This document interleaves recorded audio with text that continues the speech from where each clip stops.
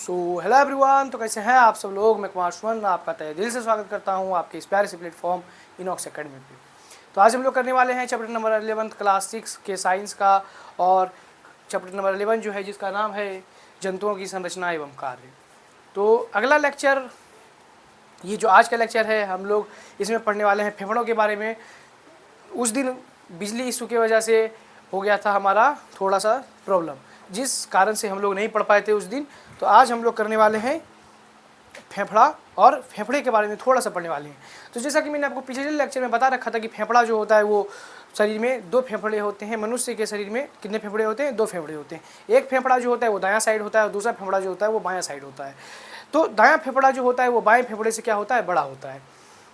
तो यहाँ पे हम लोग लिखेंगे कि मनुष्य के शरीर में दो फेफड़े होते हैं।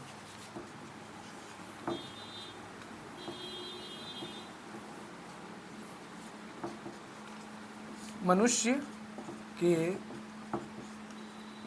शरीर में दो फेफड़े होते हैं। मनुष्य के शरीर में कितने फेफड़े होते हैं? दो फेफड़े होते हैं। एक होता है दायां फेफड़ा, एक फेफड़ा जो दायां साइड होता है उसको बोलते हैं दायां फेफड़ा, और एक फेफड़ा जो बायां साइड होता है उसको बोलते हैं बायां फेफड़ा। बायां फेफड़ा, ठीक है। एक फेफड़ा जो दायां साइड होता है उसको बोलते हैं दायां फेफड़ा, और बाएं साइड वाले फेफड़े को बोलते हैं बायां फेफड़ा। अब यहाँ पे देखते हैं हम लोग कि दायां फेफड़ा जो होता है, दायां फेफड़ा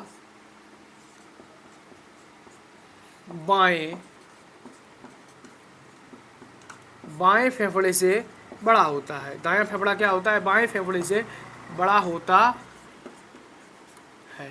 तो ये चीज़ आपको याद रखना है कि दायां फेफड़ा जो होगा वो बाएं फेफड़े से क्या होगा? थोड़ा सा बड़ा होता है, ठीक है। अब बात कर लेते हैं कि इसी में फेफड़े के अंदर ही हमारा जो आता है वो श्वसनी, या फिर जिसे कि इंग्लिश में हम लोग ब्रोंकस बोलते हैं। श्वसनी आता है या फिर ब्रोंकस बोलते हैं। तो वक्ष के पास यानी कि सीना के पास जो होता है वो श्वास नली दो भागों में क्या होती है? बंट जाती है। और एक जो होता है, एक भाग उसका क्या होता है? दाएं फेफड़े में चला जाता है, और एक भाग जो क्या होता है? बाएं फेफड़े में चला जाता है। यानी कि श्वास नली जब दो भागों में टूटती है, यानी सीने के पास बढ़ती है, तो उसको क्या कहा जाता है? उसको श्वसनी कहा जाता है। और एक श्वसनी दाएं फेफड़े में चली जाती है और एक श्वसनी बाएं फेफड़े में चली जाती है। और जब ये दोनों श्वसनी का अपने अपने फेफड़े में चली जाती है तो फिर एक बार क्या होती है कि अनेक महीन शाखाओं में फिर से ये टूट जाती हैं, और जिन्हें की श्वसनिका कहा जाता है। जिन्हें क्या कहा जाता है? श्वसनिका कहा जाता है। तो उसे उस श्वसनिका क्या है कि वह श्वसनिका जो है फिर से अनेक महीन शाखाओं तथा उप शाखाओं में टूटती है, और उसका जो अंतिम भाग होता है वो कहाँ पे जाके समाप्त होता है? एल्वियोलाई में समाप्त होता है, जिसे कि हिंदी में वायुकोश कहते हैं। तो सबसे पहले कि सीना के पास हमारा क्या होता है? वहाँ पे हमारी श्वास नलिका जो होती है वो दो भागों में बढ़ जाती है, जिसे कि हिंदी में क्या कहते हैं? श्वसनी कहते हैं। दो भागों में बढ़ने के बाद ये श्वसनी, एक श्वसनी दाएं फेफड़े में, एक श्वसनी बाएं फेफड़े में जाती है, और फिर ये पुनः क्या होती है? अनेक महीन शाखाओं में टूटती है। अनेक महीन शाखाओं में टूट जाती है, जिन्हें की श्वसनिका कहा जाता है, इंग्लिश में ब्रोंकस कहा जाता है। और प्रत्येक श्वसनिका फिर अनेक शाखाओं तथा उप शाखाओं में टूटती है, जिसका कि अंतिम भाग वायु कोश में जाके समाप्त होता है, और वायु कोश को इंग्लिश में एल्वियोलाई हम लोग कहते हैं। तो यहाँ पे हम लोग लिखेंगे कि श्वसनी जो होता है वो क्या होता है? श्वसनी, जिसे कि इंग्लिश में ब्रोंकस कहते हैं। BRONCHUS, bronchus. अब ये ब्रोंकस क्या होता है?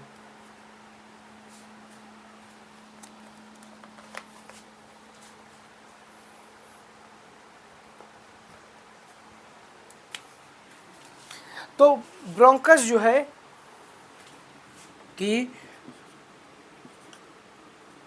वक्ष के पास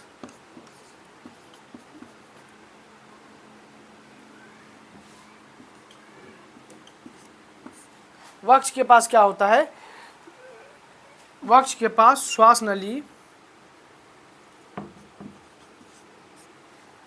श्वसनी। वक्ष के पास श्वास नली दो भागों में बढ़ जाती है,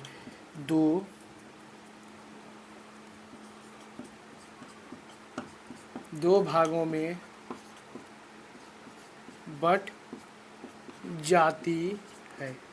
तो वक्ष के पास क्या होता है कि श्वास नली दो भागों में बढ़ जाती है और ये जो दो शाखाएं होती हैं, इन्हीं शाखाओं को क्या कहा जाता है, इन्हीं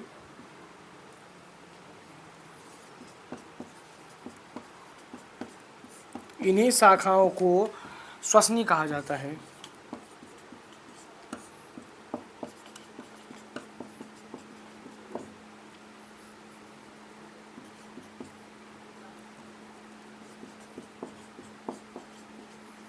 क्या कहा जाता है, श्वसनी कहा जाता है।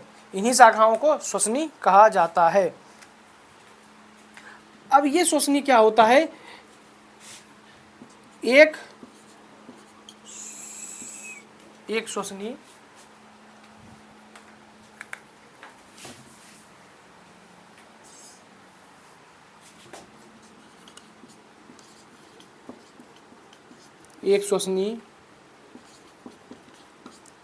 दाएं में तथा एक बाएं फेफड़े में चली जाती है, बाएं फेफड़े में चली जाती है। एक श्वसनी दाएं फेफड़े में चली जाती है और एक श्वसनी क्या होती है, बाएं फेफड़े में चली जाती है और पुनः अनेक शाखाओं में, और जब ये क्या होती है, इंटर कर जाती है फेफड़े में, तो फिर क्या हो जाता है, पुनः अनेक शाखाओं में बढ़ जाती है। फिर क्या हो जाता है, ये अनेक शाखाओं में बढ़ जाती है और जब ये अनेक शाखाओं में बढ़ जाती है तो इन्हें क्या कहा जाता है, इन्हें श्वसनिका कहा जाता है। श्वसनिका, इन्हें क्या कहा जाता है, श्वसनिका कहा जाता है, जिसे कि इंग्लिश में हम लोग ब्रोंकियोल्स कहते हैं। BRONCHIOLES, ब्रोंकियोल्स कहते हैं। इसे क्या कहते हैं, ब्रोंकियोल्स कहते हैं। ठीक है, इन्हें ब्रोंकियोल्स कहते हैं। अब ये श्वसनिका जो है, ये श्वसनिका क्या करती है कि अब जितनी भी श्वसनिकाएं बनती हैं वो फिर क्या होती है, पुनः अनेक महीन शाखाओं तथा उपशाखाओं में बन जाती है। पुनः अनेक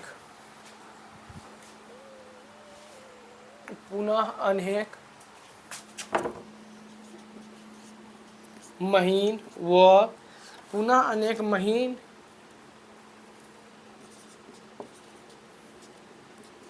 शाखाओं व उपशाखाओं में बढ़ जाती है। ठीक है, शाखाओं में बढ़ जाती है और इसकी सबसे अंतिम शाखा, इसकी सबसे अंतिम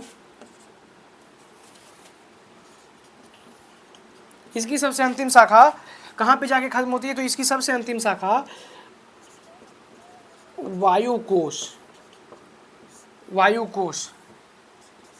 एल्वियोलाई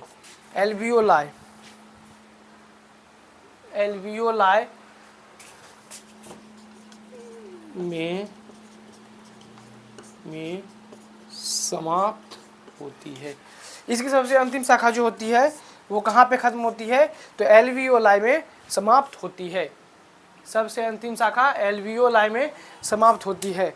अब एल्वियोलाई की अगर हम लोग बात करें, वायुकोश जो होता है, वायुकोश, जिसे कि इंग्लिश में हम लोग एल्वियोलाई कहते हैं, एल्वियोलाई कहते हैं। ये फेफड़ा में होता है,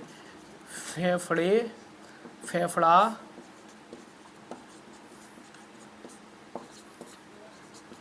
कहाँ होता है? फेफड़ा में होता है।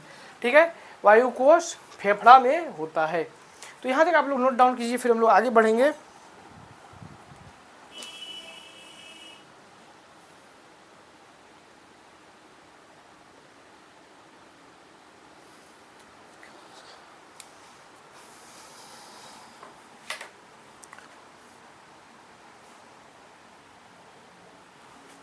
अब देखिए यहाँ तक आपका हो गया होगा, तो हम लोग आगे चलते हैं। ठीक है,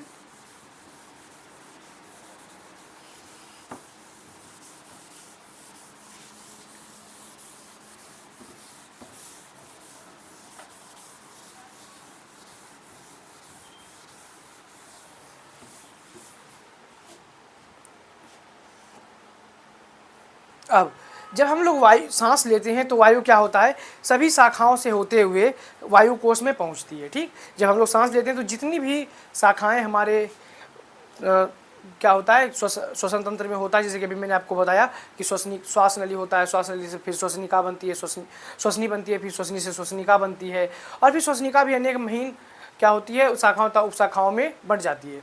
तो जब ये आपस में बहुत सारे इसके शाखाएं और उप शाखाएं बन जाते हैं, तो जब हम सांस लेते हैं तो उन शाखाओं और उप शाखाओं से होते हुए वायु कोश तक पहुंच जाता है। और जब ये वायु कोश तक पहुंच जाता है तो वायु फिर वायु कोश से होते हुए रक्त में पहुंचता है, और रक्त में प्रवेश करके ये क्या हो जाता है, हमारे शरीर के विभिन्न कोशिकाओं में पहुंचने का काम करता है। तो यहाँ पे हम लोग लिखेंगे कि वायु सभी शाखाओं द्वारा से होते हुए वायु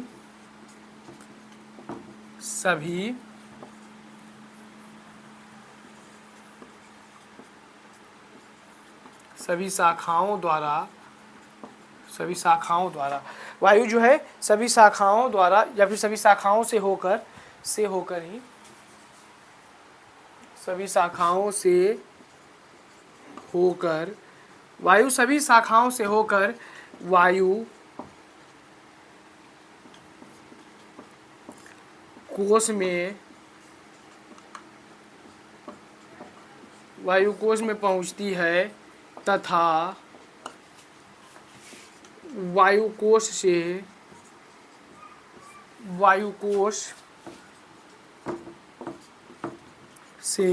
रक्त में वायु कोश से रक्त में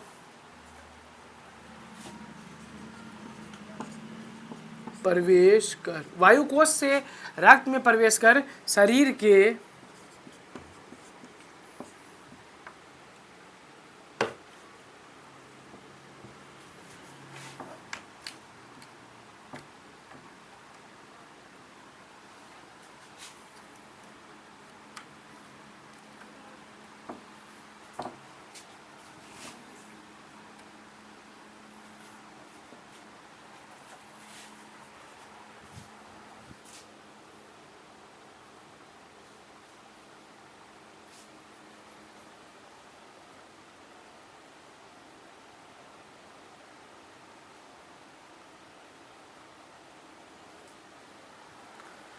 तथा वायु कोश से रक्त में प्रवेश कर शरीर के विभिन्न कोशिकाओं में क्या होती है, पहुंच जाती है। यानी कि वायु सभी शाखाओं से होकर वायु कोश में पहुंचती है, तब वायु कोश से रक्त में प्रवेश कर शरीर के विभिन्न कोशिकाओं में पहुंचती है। ठीक है,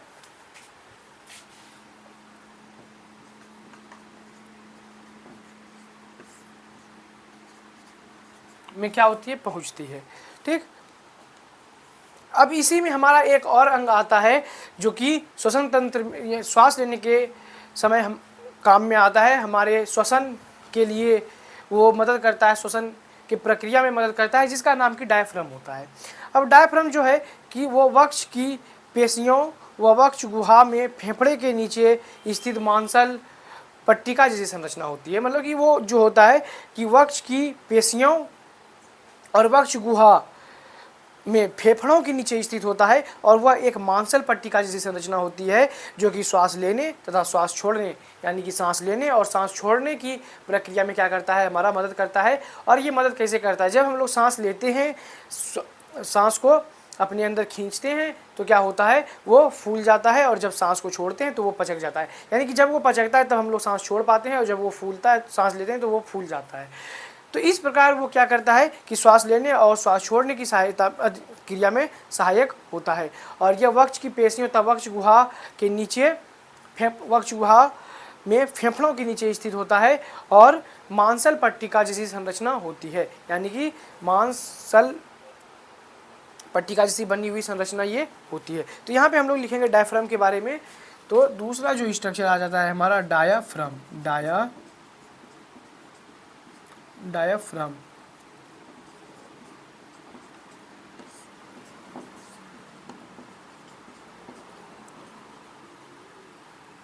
डायाफ्राम ठीक है, डायाफ्राम की बात कर लेते हैं। तो यहाँ पे ये पहले इसकी लोकेशन कहाँ है, वक्ष की पेशियों, वक्ष की पेशियों तथा वक्ष की पेशियों तथा वक्ष गुहा में फेफड़ों के नीचे स्थित मांसल पट्टी का जैसी संरचना होती है। यानी कि वक्ष की पेशियों तथा वक्ष गुहा में फेफड़ों के नीचे स्थित होती है, और ये जो होती है ये मांसल पट्टिका जैसी संरचना होती है। ये दो अलग अलग चीज़ है, ठीक है। अब बात कर लेते हैं हम लोग थोड़ा डायफ्राम का काम क्या है। अभी मैंने आपको बता दिया कि यह श्वास लेने मतलब breathing in, BREATHING, breathing in, and तथा श्वास छोड़ने,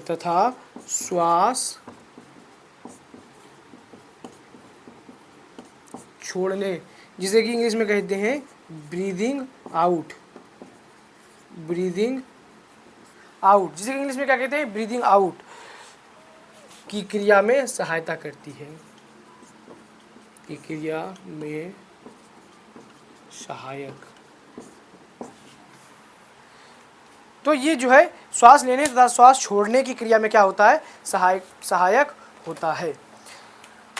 तो ये हमारा क्या था, श्वसन तंत्र के बारे में हम लोगों ने जान लिया है। और श्वसन तंत्र में कौन कौन से अंग भाग लेते हैं, श्वसन तंत्र में भाग लेने वाले जो अंग होते हैं उनका क्या क्या काम है, वो कौन कौन से रोल प्ले करते हैं जिनकी वजह से हम श्वास को ले पाते हैं, और फेफड़े के भी बारे में हम लोगों ने पढ़ लिया। तो ये पूरा था हमारा श्वसन तंत्र के बारे में। और श्वसन तंत्र में आपके चैप्टर में जितना भी दिया हुआ है मैंने सारा चीज़ बता दिया। अब हम लोग आगे चलेंगे, रक्त परिसंचरण तंत्र के बारे में पढ़ेंगे। उससे पहले आप लोग इसे एक बार नोट डाउन कीजिए।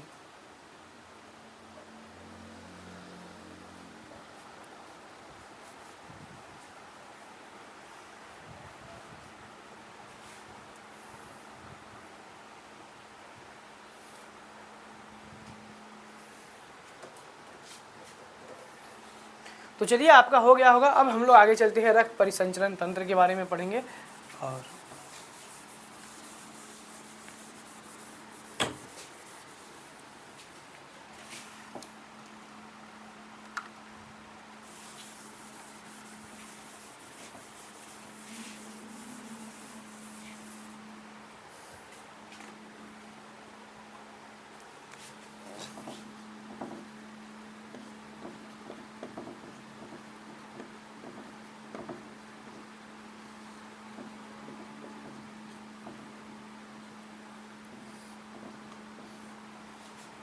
अब रक्त परिसंचरण तंत्र होता क्या है, ब्लड सर्कुलेटरी सिस्टम जिसे बोलते हैं हम लोग। तो ये होता क्या है, तो ब्लड सर्कुलेटरी सिस्टम जिसे कि रक्त परिसंचरण तंत्र कहते हैं, ये क्या होता है उससे पहले ये जो होता है तो ये आवश्यक क्यों है। तो ये जो रक्त परिसंचरण तंत्र होता है ये कई पदार्थों का क्या होता है हमारी बॉडी में संवहन होता है, उसके लिए ये अत्यंत आवश्यक हो जाता है। यानी कि जब हमारे शरीर में बहुत सारी चीज़ें हो रही होती है तो उन पदार्थों के संवहन के लिए हमारे शरीर में रक्त परिसंचरण तंत्र की आवश्यकता पड़ती है। जैसे कि जब हम लोग कुछ खाना खाते हैं तो उसमें से क्या होता है, उससे निकलने वाले खनिज लवण जो भी होते हैं वो जो भी होता है वो क्या होता है वो पूरे बॉडी में सर्कुलेट करता है, और वो किसके माध्यम से करता है, ब्लड के माध्यम से। तो इसीलिए क्या हो जाता है कि रक्त परिसंचरण तंत्र हमारे लिए अत्यंत आवश्यक हो जाता है। जैसे कि ये उत्सर्जी पदार्थों को भी शरीर से बाहर निकालने का काम करता है, और जब उत्सर्जी पदार्थ हमारे शरीर से बाहर हो जाता है तो उससे हमारे क्या होता है, हमारे शरीर का जो तापमान होता है वो नियंत्रित रहता है। तो इन सभी चीज़ों के लिए भी क्या होता है कि रक्त परिसंचरण तंत्र का उपयोग किया जाता है। हालांकि इसमें मेन रोल ब्लड का होता है। यानी कि जब हम लोग बात करते हैं रक्त परिसंचरण तंत्र का तो ये जो है ये कई पदार्थों के संवहन के लिए उपयोगी होता है। यह क्या होता है, कई पदार्थों के कई प्रकार के पदार्थों के संवहन के लिए आवश्यक होता है। कई प्रकार के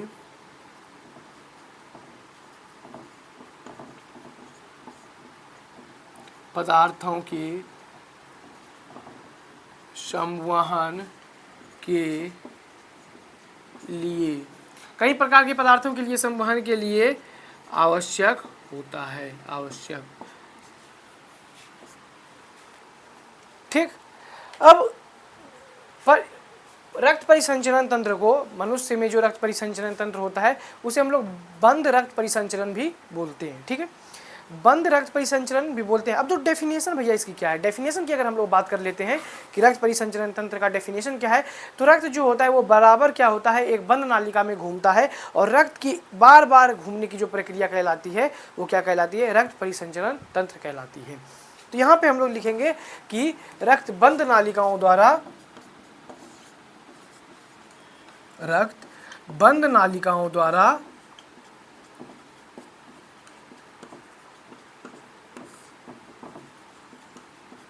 रक्त बंद नालिकाओं द्वारा या फिर बंद नालिकाओं में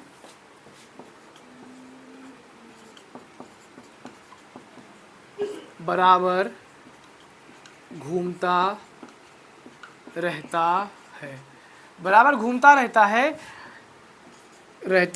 और रक्त के बराबर क्या होता है, घूमता रहता है रक्त के इस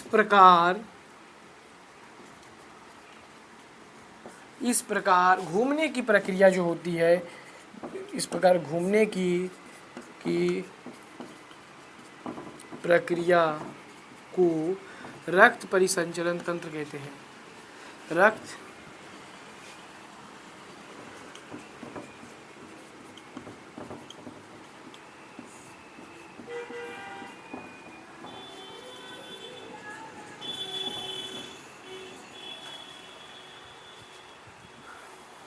परिसंचरण तंत्र कहते हैं।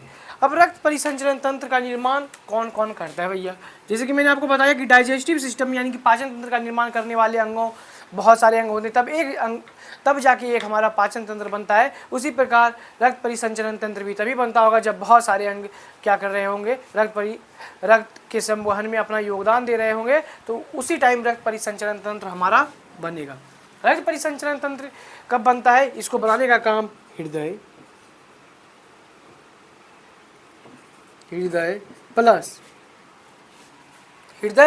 और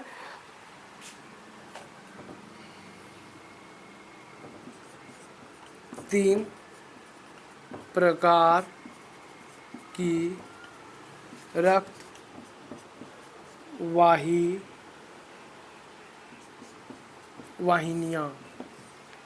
तीन प्रकार की रक्त वाहिनियाँ मिलके करती हैं, रक्त वाहिनियाँ मिलकर। हृदय प्लस में तीन प्रकार की रक्त वाहिनियाँ मिल क्या करती हैं, और ये तीन प्रकार की रक्त वाहिनियाँ कौन कौन सी हैं, तो भैया तीन प्रकार की जो रक्त वाहिनियाँ हैं वो हैं, पहला आ गया हमारा धमनी, धमनी, जिसे कि इंग्लिश में कहते हैं ARTERY। दूसरा आ गया हमारा सिरा, जिसे कि इंग्लिश में कहते हैं वेन, VEIN। तीसरा जो है हमारा, जिसे कि कहते हैं केशिकाएं, केशिकाएं, जिसे कि इंग्लिश में क्या कहते हैं, केशिकाएं। ध्यान रखिएगा ये कोशिकाएं नहीं हैं, ये केशिकाएं हैं, जिसे कि इंग्लिश में कैपिलरी कहते हैं, कैपिलरी कहते हैं। तो ये जो इंग्लिश में है ये केशिकाएं हैं, इंग्लिश में इसे कैपिलरी कहते हैं। सेल मत समझिएगा, कोशिकाएं और केशिकाएं दो अलग अलग चीज़ें हैं। तो केशिकाएं जो होता है वो क्या होता है, वो रक्त परिसंचरण तंत्र में भाग लेता है, जो कि रक्त वाहिनियों का एक प्रकार है। ठीक है, तो यहाँ तक आप लोग एक बार इसे नोट डाउन कीजिए। और ये जो केशिकाएं होती हैं ये क्या करती हैं, जाली सदृश केशिकाएं जो होती हैं,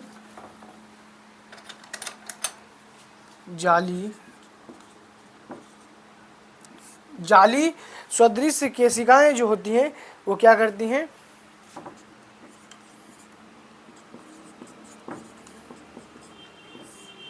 सदृश केशिकाएं धमनी और शिरा को आपस में जोड़ने का काम करती हैं। धमनी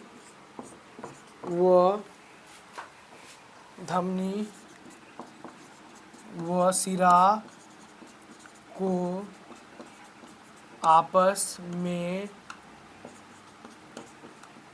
जोड़ने का काम करती है। क्या करती है, धमनी और शिरा को आपस में जोड़ने का काम करती है।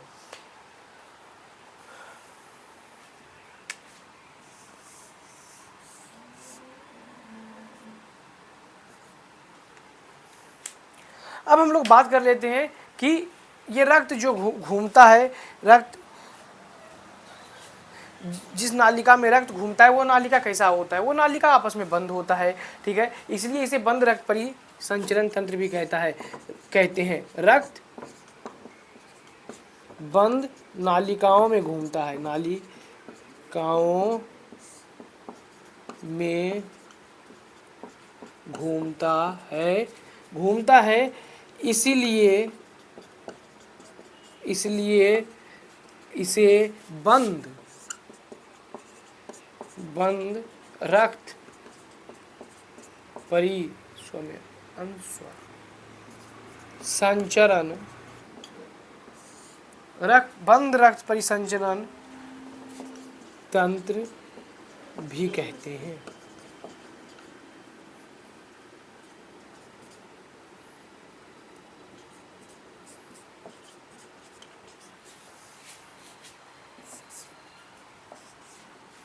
ठीक है, बंद रक्त परिसंचरण तंत्र भी क्या करते हैं, कहते हैं। तो यहाँ तक आप लोग नोट डाउन कीजिए, फिर हम लोग अभी आगे बढ़ेंगे और देखेंगे कि भैया इसमें जो रक्त परिसंचरण में हमारा जो हृदय भाग लेता है, यानी कि हृदय भी एक मेन रोल प्ले करता है रक्त परिसंचरण तंत्र में, तो ये इसका काम क्या है।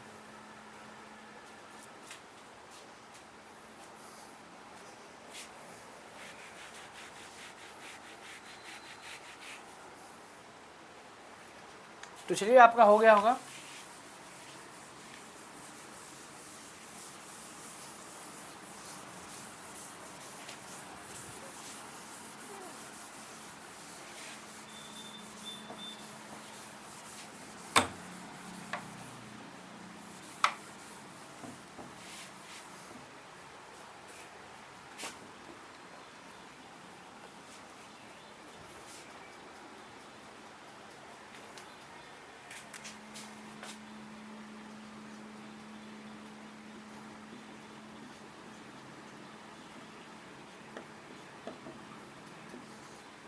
हृदय, हार्ट की बात करते हैं हम लोग।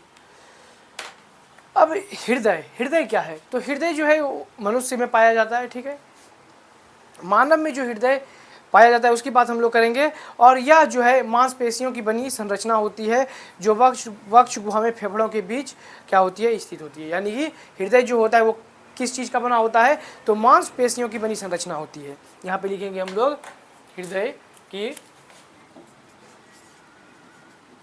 यह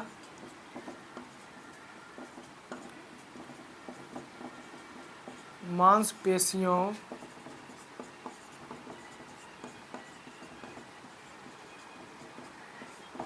की बनी संरचना होती है, या मांसपेशियों की बनी संरचना होती है जो वक्ष गुहा, जो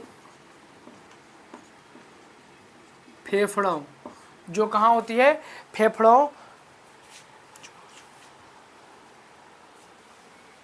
फेफड़ों में, फेफड़ों के बीच, जो वक्ष गुहा में, वक्ष गुहा में फेफड़ों के बीच स्थित होती है, फेफड़ों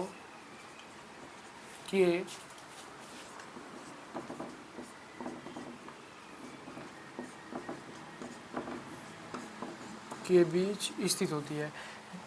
ठीक है, जो वक्ष गुहा में फेफड़ों के बीच क्या होती है, स्थित होती है। आकार की अगर हम लोग बात कर लें कि भैया इसका आकार कैसा होता है, तो आकार जो होता है वो तिकोना होता है, तिकोना आकार होता है। मतलब तिकोना आकार होता है, मतलब क्या समोसे के जैसा होता है। तो यहाँ पे हम लोग लिखेंगे कि तिकोनी, तिकोनी शंक्वाकार होती है। कैसी होती है, शंक्वाकार, त्रिकोणी शंक्वाकार। त्रिकोणी शंक्वाकार का मतलब यानी कि त्रिकोणी रचना होती है। मैं यहाँ पे पहले लिख देता हूँ सीधा, उसके बाद मैं थोड़ा सा इलाबोरेट यानी कि एक्सप्लेन कर दूंगा। त्रिकोणी संरचना होती है, तो क्या समोसे की जैसी होती है।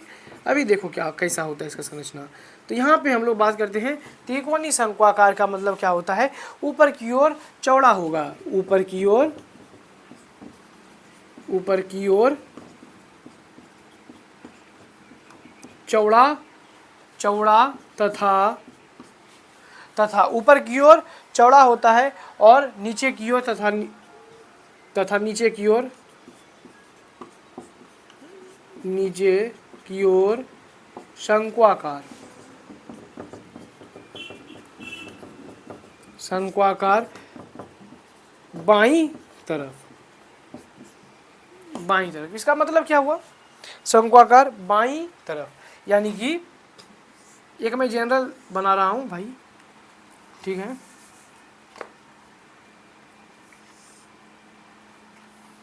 कैसे बन रहा था यार, मैं बना के तो आया था।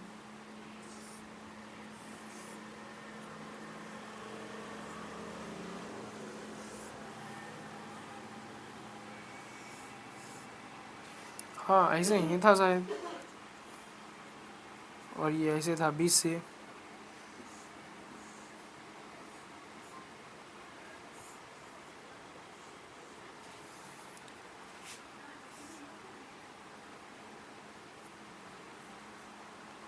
इतना नहीं होता है, ऐसे होता है। पता चल रहा है तुम तो, अरे भाई ये तो दिल ऐसा ही हो गया जैसा मेरा दिल टूटा था।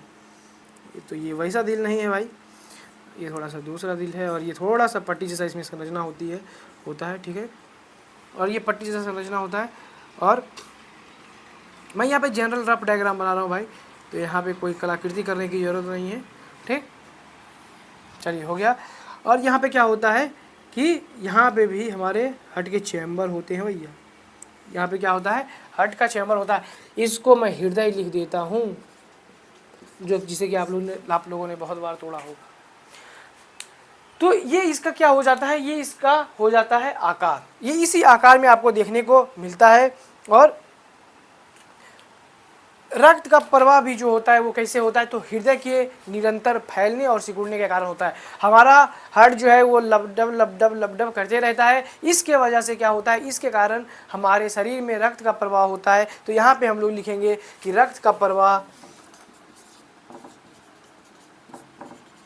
रक्त का प्रवाह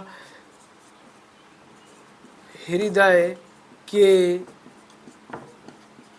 निरंतर फैलने व सिकुड़ने के कारण होता है। कैसे होता है, सिकुड़ने के कारण होता है। निरंतर फैलने और सिकुड़ने के कारण होता है। निरंतर फैलना और सिकुड़ना मतलब कि भैया ये तो एक पंप की तरह कार्य करता है, पंप की तरह कार्य करता है। किस तरह कार्य करता है? पंप की तरह कार्य करता है। कौन करता है? हमारा हार्ट करता है। हृदय, अब यहाँ तक पहले लिख लो, फिर हम लोग आगे बढ़ेंगे। उससे पहले एक पॉइंट और हम लोग लिख लेते हैं कि हृदय जो होता है, यहाँ पे मैंने आपको जो दिखाया, ये एक लंबी पेशीय पट्ट होती है, लंबी पेशीय पट्ट द्वारा, लंबी पेशीय पट्ट द्वारा, ठीक है भैया, इसे हम लोग क्या कहेंगे? लंबी पेशीय पट्ट द्वारा, लंबी पेशीय पट्ट द्वारा दो भागों में बटी होती है। आपको दिख रहा होगा कि हृदय यहाँ पे कैसा है? दो भागों में बटा हुआ है, ठीक है। एक भाग इधर का है, अभी मैं इसको फिलहाल मिटा देता हूँ, इसका कोई काम नहीं है, इसका अभी थोड़ा देर के बाद काम आएगा, ठीक है। तो हृदय जो है कि लंबी पेशीय पट्ट द्वारा दो भागों में बटी होती है। एक भाग आपको ये दिख रहा होगा और एक भाग आपको ये दिख रहा होगा, ठीक है। तो यहाँ पे लिखेंगे हृदय, हृदय एक लंबी पेशीय पट्ट द्वारा, पेशीय पट्ट द्वारा यानी कि मांस की वो पट्टी टाइप की संरचना होती है, पेशीय पट्ट द्वारा दो भागों में बटी होती है, द्वारा दो भागों में बटी होती है, दो भागों,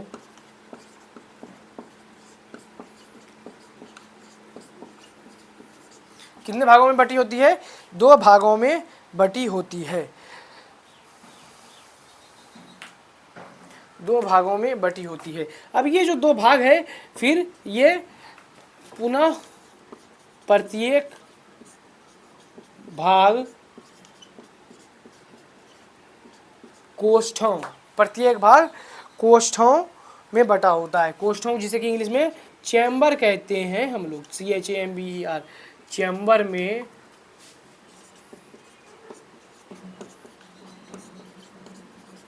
चैम्बर में बटा होता है, चैम्बर में बटा होता है, ठीक।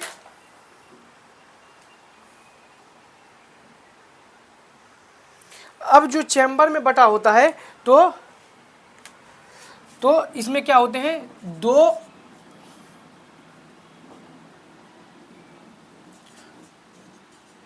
ऊपर की ओर दो आलिंद, नीचे की ओर दो निलय, ठीक है। जगह कम था इसलिए शॉर्टकट में मैं यहाँ पे समझा दिया हूँ। ये कोष्ठ था, ठीक है।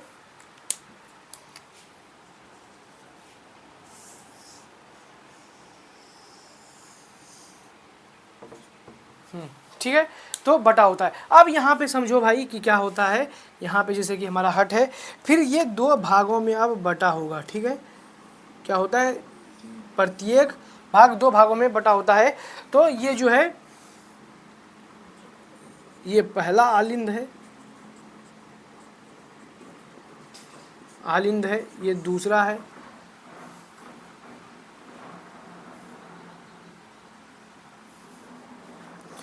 पहला कोष्ठ, दूसरा कोष्ठ, तीसरा कोष्ठ, चौथा कोष्ठ, ठीक। ऊपर वाला जो दोनों भाग है, ऊपर वाला जो क्या है, ये दोनों भाग है, इसको हम लोग आलिंद कहते हैं। क्या कहते हैं? आलिंद, इसको हम लोग कहते हैं आलिंद, आलिंद। और ये जो दोनों भाग है, इसको क्या कहते हैं? इसको कहते हैं निलय, इसको कहते हैं निलय, ठीक है। आलिंद और निलय। तो एक ह्यूमन हार्ट जो होता है वो मांसपेशियों की बनी संरचना होती है, जो वक्ष गुहा में फेफड़ों के बीच स्थित होती है। इसका आकार जो होता है त्रिकोणीय संरचनाकार होता है, और जो कि ऊपर की ओर चौड़ा था, नीचे की ओर शंक्वाकार बाईं की तरफ आपको देखने को मिलता है थोड़ा सा। और रक्त का प्रवाह हृदय के निरंतर फैलने और सिकुड़ने के कारण होता है, जो कि हम लोग बोल सकते हैं कि हृदय जो है हमारा वो एक पंप की तरह कार्य करता है। हृदय एक लंबी पेशीय पट्ट द्वारा दो भागों में बटी होती है, और प्रत्येक भाग फिर दो कोष्ठों में बटे होते हैं, यानी कि दो चैम्बर। तो एक भाग में 2 चैम्बर है तो दो भाग में 4 चैम्बर हो गए। और हृदय के ऊपर का भाग जो होता है वो आलिंद कहलाता है और नीचे का भाग जो होता है वो निलय कहलाता है। तो ऊपर के भाग में एक एक आलिंद होते हैं, यानी कि 2 आलिंद, और नीचे के भाग में एक एक निलय होते हैं, तो 2 निलय। दायां तरफ एक आलिंद बायां तरफ, एक निलय दायां तरफ, एक निलय बायां तरफ। तो मनुष्य के शरीर में कुल 4 कोष्ठक देखने को आपको मिलते हैं, एक निलय का और एक आलिंद का, तो 2 निलय का और 2 आलिंद का। तो यहाँ तक आप लोग एक बार नोट डाउन कीजिए, फिर हम लोग आगे बढ़ेंगे।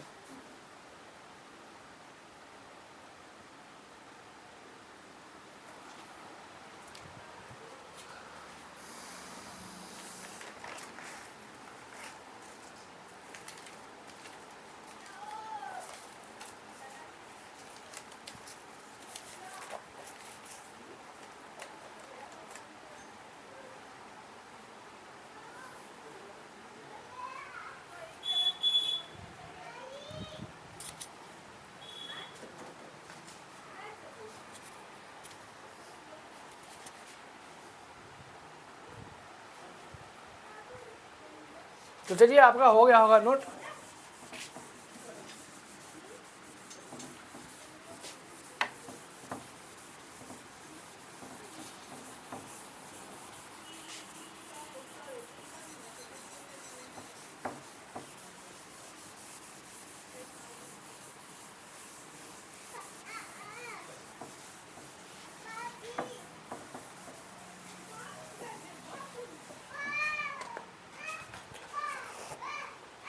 तो यहाँ पे हम लोग लिखने वाले हैं कि मनुष्य के हृदय में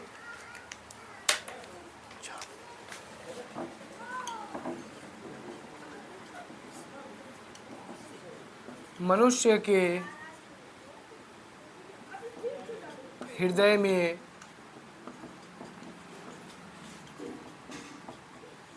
4 कोष्ठ होते हैं। मनुष्य के हृदय में 4 कोष्ठ होते हैं, ठीक है। अब ये 4 कोष्ठ जो होते हैं, इसमें आपका 2